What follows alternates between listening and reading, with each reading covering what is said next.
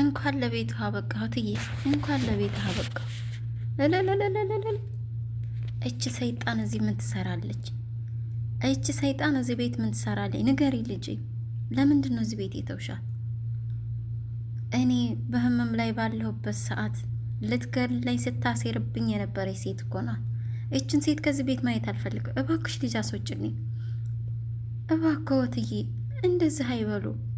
እባክዎትን ይቅርታ ያርጉልኝ። እንኳን ደግሞ ለቤቱ አበቃዋት። ለምን ዳነች ብለሽ ነው ልጅ? እባክሽ አስወጭልኝ ይችል ልጅ። ሰላም ጤና ይስጥልኝ። ውድና የተከበራችሁ የዊኗ ሚዲያ ቤተሰቦች እንዴት ናችሁ? ደህና ናችሁ ወይ? እኔ ጋር ሁሉ መልካም፣ ሁሉ ሰላም። እንኳን በሰላም ወደ ዊኗ ሚዲያ መጣችሁ።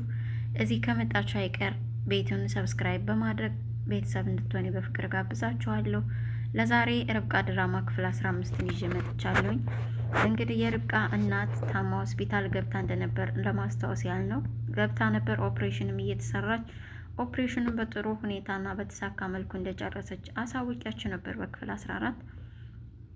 እናም ዛሬ እንግዲህ ድና ወደ ቤቷ በዚህ መልኩ ተመልሳ መታ አንደበቷም ተከፍቶ መናገር ችላለች። እና የርብቃ ወላጅ እናት ቤቱን በጭስ አፍነው ነበረ። ቡና አፍልታ እያጫጫሰች እያለች ጠበቀቻት። በሩ ሲከፈት እሷ ስትገባ ያው ለማስመሰል እንደሁ እናንተም እኔም እናውቃለን።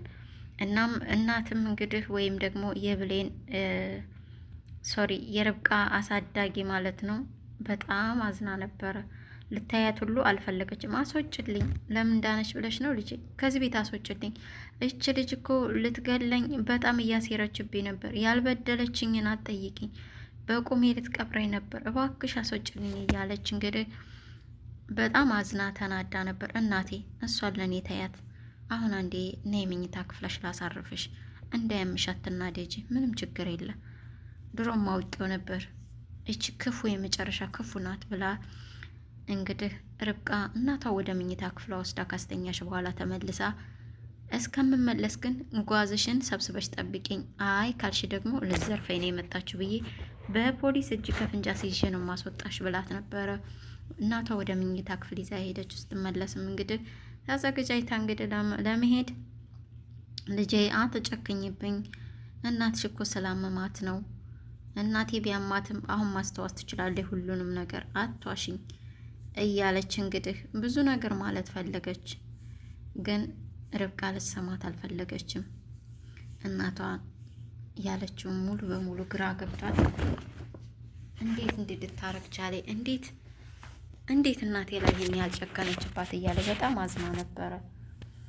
በሌላ በኩል ደግሞ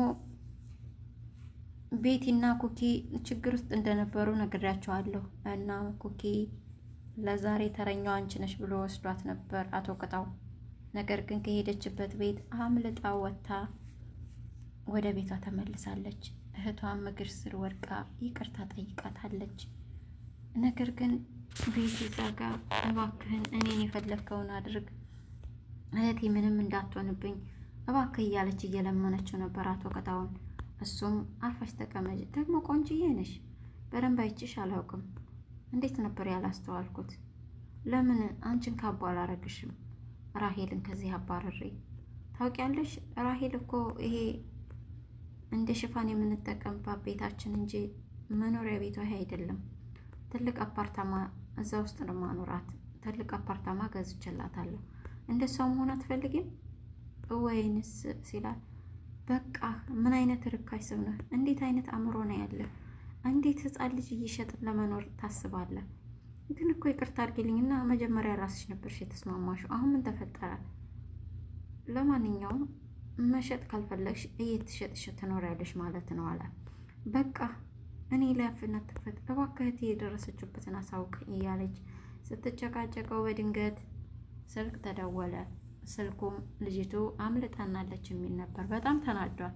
እንዴት ልታመልጥ ቻለች? እንዴት እያለ በሩን ከፍቶ ሲሄድ እንግዲህ ቤትም ደስ አላት። እውነት ፈጣሪ ሆይ ያመለጠችው እህቴን አድርግልኝ፣ ኩኪ ትሆንልኝ ያመለጠችው እያለች እንግዲህ የተማጸነች ፈጣሪዋን ሳለ ያው ለመሲ ወይም ደግሞ ለርብቃ ወላጅና ደውሎ ልጅቱ አንደኛዋ አምልጣ እየመጣች ነውና የምትፈልጊውን አድርጊ፣ ያው ምን ማድረግ እንዳለብሽ አንቺ ታውቂያለሽ አላት። እንግዲህ መሲም እሺ ብላ በደስታ እየጠበቀቻት ነበር። በር ላይ ቁማ እቃዎቿን አዘገጃጅታ እስክትመጣ እየጠበቀች ሳለ ድንገት ርብቃ ኮኪም ወደ በር ስትመጣ መሲም በር ላይ ቁማ ጠበቀቻት። ለምንድን ነው የመጣሽው? እናም ደግሞ የሄድሽበትንም አውቃለሁ። ከማንም አምልጠሽ እንደመጣሽ አውቃለሁ። ስለዚህ አንድ ነገር ለእህትሽም ሆነ ለእናትሽ አንድ ነገር ለሆነ ሰው ተንፍሽ እላለሁ ብትይ ቅጣው እህትሽን እንደምገላት እወቂው ብሎሻል ብላ አስፈራራቻት በእህቷ። ኩኪም ለማንም መናገር አልፈለገችም። ምክንያቱም እህቷ ትሞትባታለች። ስለዚህ ለማንም አልናገር ተንፍሽ አልልም ብላ እያስፈራራቻት ሳለ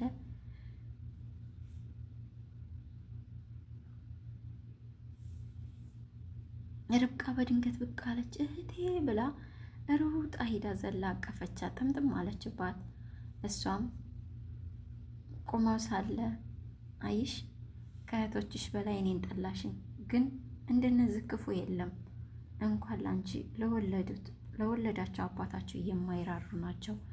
በመድኃኒት አብዝተው መድኃኒት በመስጠት እንደገደሉት ልንገርሽ፣ ከእነሱ በላይ ወንጀለኛ የለም። አንቺ ግን እኔ እናትሽን የወለደችሽን ከቤትሽ አባረርሽን እያለች በእህቶች መካከል እንዳትገቢ፣ ምንም ቢፈጠር አይመለከትሽም፣ ውጪ ብላ አባረረቻት።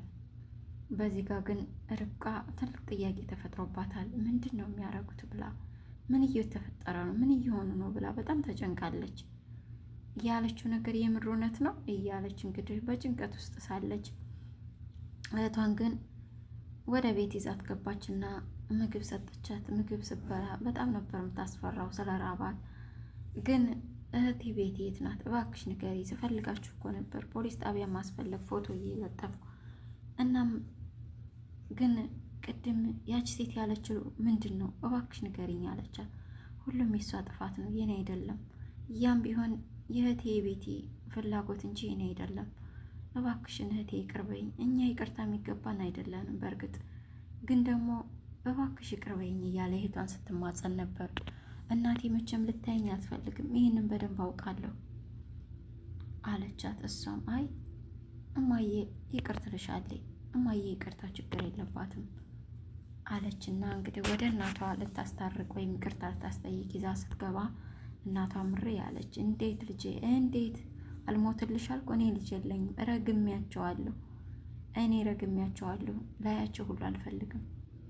አባታቸውን መድኃኒቱን ከመጠን በላይ ጨምረው በመስጠት ገደሉ። እኔንም እንዲህ ያደረገችኝ እኮ ቤቲ ናት። ገፍትራ ጥላ ከጣውላው ላይ ወድቄ ነው። ስለዚህ እነዚህ የመጨረሻ የክፋትን ጥግ ያሳዩ ሰዎች ናቸው። እኔ ይቅርታ አላደርግላቸውም። እባክሽን ከዚህ ቤት ክፍል አስወጭልኝ ብላ አባረረቻት። በጣም ደንግጣለች። ያ አባታቸውን የገደሉ የሚለው ግን ለሁለተኛ ጊዜ ሲደገምባት ርብቃ ግራ ገብቷታል። እንዴት ነው ይሄ ነገር የሆነው? ምን አይነት ተፈጥሮ ነው? እንዴት ጨክናችሁ አባዬን ትገሉታላችሁ? የእውነት ነው ይሄ አለቻት። አዎ፣ ግን ያም ቢሆን የእሷ ሀሳብ ነው እየሸለ። ለነገሩ እኔ በድጋሚ እዚህ መምጣት አልነበረብኝም፣ እኔ ጥፋተኛዋ ብላ ተነስታ ልትሄድ ስትል ርብቃም እጇን አንቃቷን አስቀረቻት። የሆነ ሆኗል። አሁን ግን አብረን መሆን ያለብን ጊዜ ነው። ደግሞ ቤቴንም እናገኛታል። ግን የት ነው የተለያያችሁት ብላ ስታፋጥጣት፣ እባክሽን ድጋሚ ስለሷ አታንሽብኝ። በቃ ጎዳና ላይ እየሰራን ሳለ ተለያይተና የት እንዳለች አላውቅም። አጠይቂ ደጋሚ ስለሷ ብላ እንግዲህ በቁጣ በሚመስል ቃል ለርብቃ መልስ ሰጠች ኩኬ። እናቷም በዚህ መልኩ ተሽሏታል። ነገር ግን ለልጆቿ ይቅርታ አላደርግም፣ ላያቸው ሁሉ አልፈልግም፣ ገና ብዙ መከራ ይጠብቃቸዋል አለች። ኮኬም እማዬ አንቺ ልክ ነሽ፣ በዚህ ሰዓት ምንም ላስተባብል አልችልም። እኛ ሰው ሊያደርገው የሚገባውን ሳይሆን ሰው የማያደርገውን ሁሉ አድርገንባችኋል። እናንተ አሁንም ቤታችሁን ከፍታችሁልናል። በእርግጥ የኔ ሀሳብ አይደለም ሁሉም ቢሆንም ግን አንቺ ትክክል ነሽ። እኛ ይቅርታ የሚገባን ሰው አይደለንም። ፈጣሪም እንደ ኃጢአታችን አይቶ እየቀጣን ይመስለኛል። ለሱም ደግሞ ቅጣታችን እየተቀበልን ነው ብላ ነበር ተነስታ ከክፍሏ የወጣችላት። አሁንስ በቀጣይ የእውነት እናቷ ይቅርታ ታደርግላት ይሆን ወይስ አታደርግላት ይሆን? መሲስ ምን ልታደርግ ትችል ይሆን? የቤቲ እጅ በእነሱ ቁጥጥር ውስጥ ስለሆነ እንግዲህ እቅዷን ስትነግረው ነበር ለቅጣው። ኩኪ በቀጣይ እስክንገናኝ ሰላማችሁ ይብዛ። ለዛሬ በክፍል 15 ያመጣውላችሁ ይህንን ይመስል ነበረ። በክፍል 16 እንግዲህ ምን ተፈጠረ የሚለውን ደግሞ ይዤላችሁ የምመጣ ይሆናል። ሰላማችሁ ይብዛ።